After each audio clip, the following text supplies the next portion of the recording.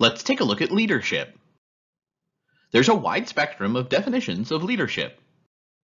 The diversity of situations and contexts in which supervisor-subordinate interactions take place means that a coherent definition with universal aspirations may tell us relatively little about the complexity and the phenomenon it refers to. Leadership is not just a leader acting and a group of followers responding in a mechanical way, but a complex social process in which the meanings and interpretations of what is said and done are crucial. Leadership, then, is closely related to culture at the organizational and other levels. For different groups, leadership has different meanings and values. There are significant variations between different sectors, organizations, workplaces, and groups within societies regarding their attitude to leadership, including regional differences. There's a general trend to ascribe more and more significance to leadership in a way of solving organizational problems. One reason for this celebration of leadership is the general tendency to want to make what we do more impressive and nice sounding in order to raise status and self-esteem.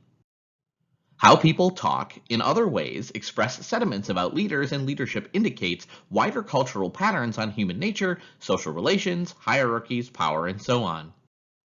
This approach would partly avoid the difficulties in defining leadership once and for all, valid over time and space.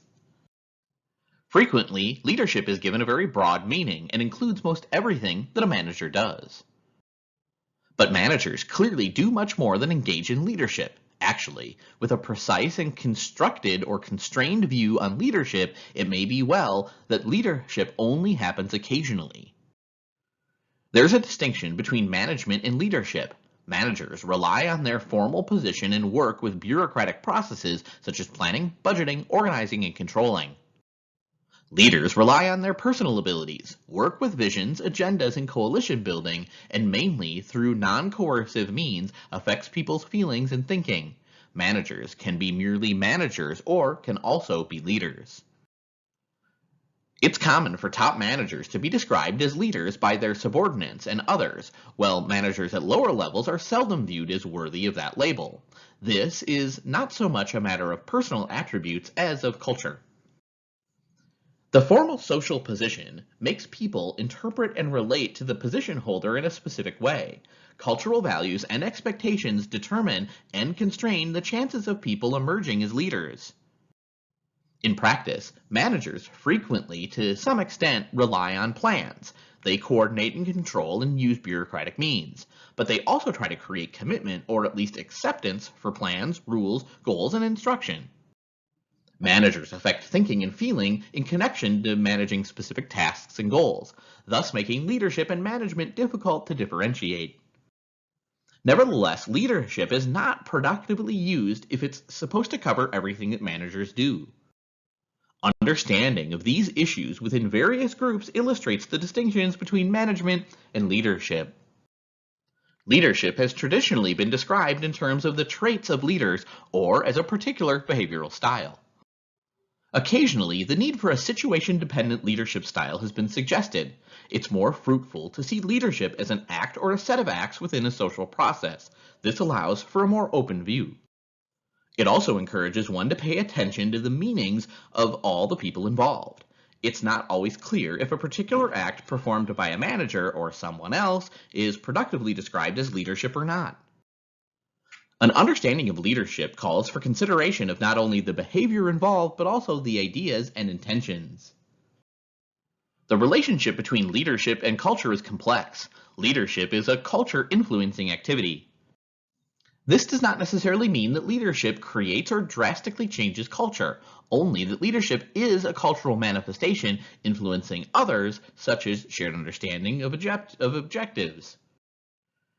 In pro-leadership management circles, leadership is seen as having a far-reaching impact on the cultural values and orientation of organizational members. Culture can be seen as a repertoire of positively and negatively loaded meanings. To be perceived as successful, leadership involves trying to attach positive meanings to one's intentions, acts, arrangements, and outcomes. Subordinates have a strong impact on how leadership is shaped. cultural change tends to be gradual, partial, and an outcome of social processes in which groups of subordinates have as much, if not more, say than the leader. It's not uncommon for managers to be located in between values and norms held by senior managers and those promoted by their subordinates. There's also a desire among many people to ascribe strong impact to leaders, reflecting a need to see somebody as responsible for different outcomes, good or bad. Leaders are said to work on culture rather than work within culture. Under extraordinary circumstances, leaders may transcend parts of existing cultural patterns or even contribute to the creation of culture.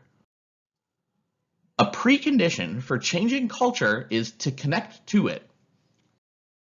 A cultural understanding of leadership calls for an appreciation of local meaning. Leadership can be defined as about influencing the construction of reality, the ideas, beliefs, and interpretations of what and how things can be or should be done, in the light of what in the world looks like in that particular context.